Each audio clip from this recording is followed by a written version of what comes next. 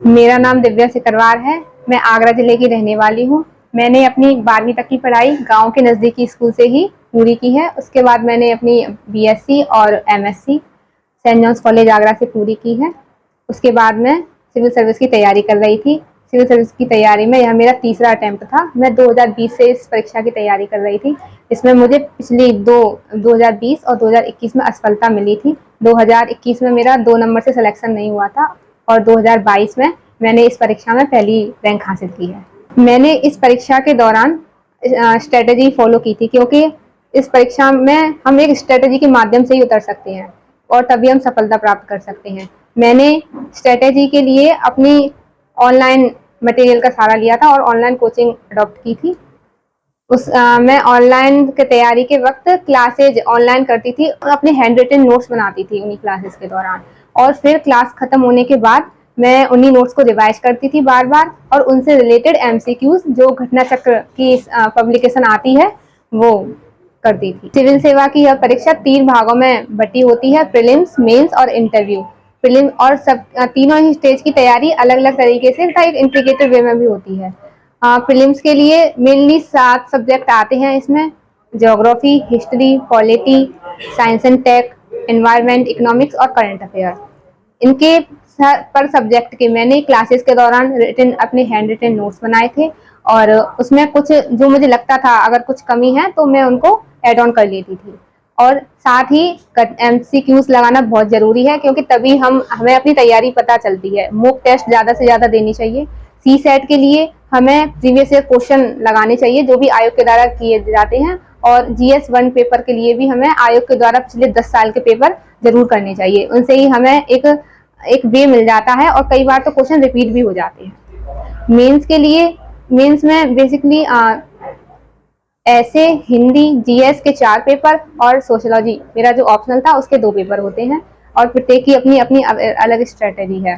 जैसे ऐसे के लिए जो सिलेबस में टॉपिक हैं उन पर ही अपना बनाते रहना चाहिए नोट्स।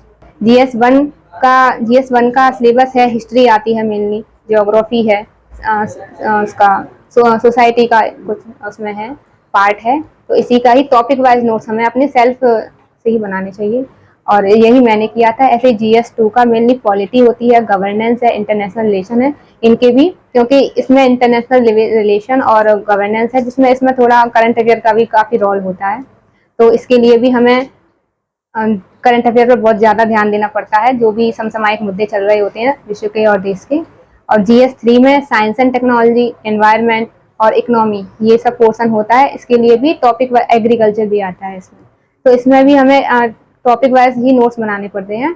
और GS4 जो एथिक्स का पेपर है उसमें भी अपने की टर्म वाइज नोट्स बनाए। तो यही सब मैंने किया था। मैं ऑनलाइन क्लासेस के माध्यम से जो मैंने ज्वाइन की थी उन्हीं से अपने नोट्स बनाती थी, और जो भी मुझे कुछ कमी लगती थी तो मैं उनको ऐड ऑन कर लेती थी। साथ ही साथ करंट अफेयर को भी मैं ऐड ऑन करती थी।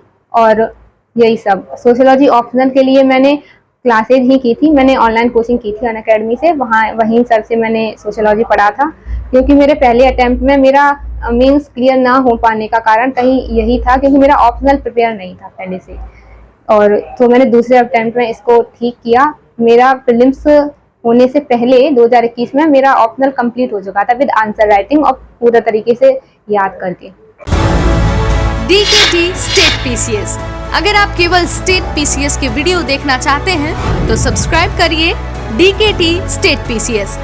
यहाँ आपको राज्यों की लोक सेवा आयोग से जुड़ी परीक्षाओं के टॉपर्स के वीडियो अरेंज फॉर्मेट में मिल जाएंगे और लिंक डिस्क्रिप्शन बॉक्स में भी मिल जाएगा।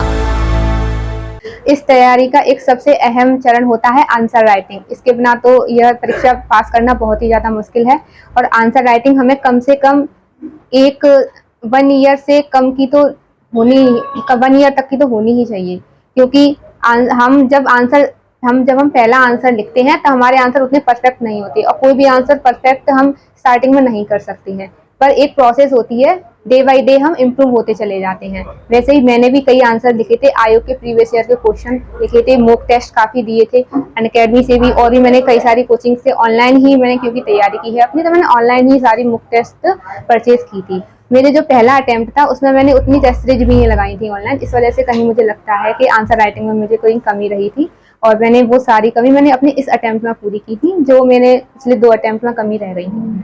इस तैयारी के दौरान कभी कभी हमें उतार चढ़ाव भी आते हैं, कभी लगता है होगा या नहीं होगा। मुझे भी लगा था जब मेरा 2021 में सिलेक्शन नहीं हुआ था, 2 नंबर से रह गया था, तब बहुत ज़्यादा नेगेटिव फील होता था। उस समय में अपनी फैमिली के साथ जुड़े रहें, अपने दोस्तों के साथ जुड़े रहें, वहाँ से आपको पॉजिटिव एनर्जी मिलेगी, वही आप इस परीक्षा में लगाएं और अपने गोल को हमने क्यों किया था इसको ध्यान में रखें और इसी के साथ ही अपने फोकस करें इस तैयारी पर। Thanks for watching DKT।